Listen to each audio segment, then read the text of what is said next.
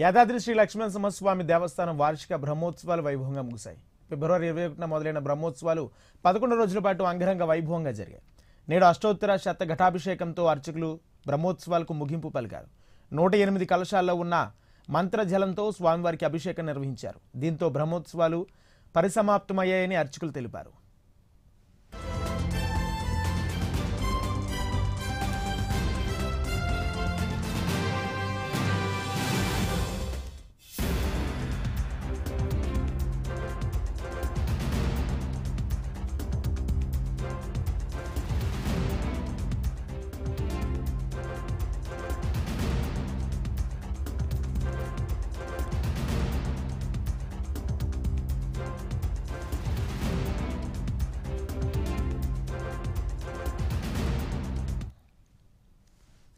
తిరుమల అన్నమయ్య భవన్లో డైలీవర్ ఈవో కార్యక్రమం నిర్వహించారు. ఈ కార్యక్రమంలో ఈవో ధర్మారెడ్డి భక్తులకు ప్రశ్నలకు సమాధానం ఇచ్చారు.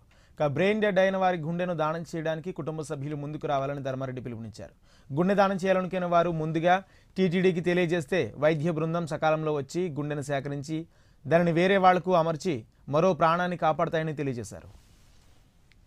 26 మంది భక్తులు సమస్యలు తర్వాత సజెషన్స్ ఇవ్వడం జరిగింది. దాంట్లో ముఖ్యంగా నందకము తర్వాత రాంబగీచ్ ఏరియాలో కొద్దిగా టాయిలెట్స్ క్లీనింగ్ ఇంకా బాగా ఇంప్రూవ్ చేస్తే బాగుంటుందని ఒక సజెషన్ చేశారు. తర్వాత ఎలక్ట్రానిక్ డిప్ సిస్టంలో ఆధార్ను మాత్రమే పెట్టండి, మిగతా కార్డులు కూడా పెట్టడం వల్ల ఒకే భక్తుడు వివిధ కార్డులతో ఈ సేవ టికెట్లు పొందుతున్నాడు కాబట్టి ఆధార్ కార్డు మాత్రమే పెడితే బాగుంటుందన్నారు.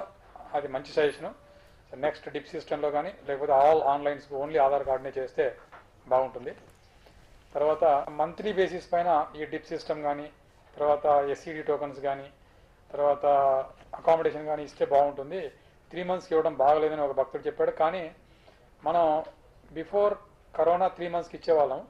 3 monthsకి ఇవ్వడం వల్ల ప్లానింగ్ బాగా చేసుకోవచ్చు అని చెప్పేసి మనకు ఎక్కువ సజెషన్స్ రావడం వల్ల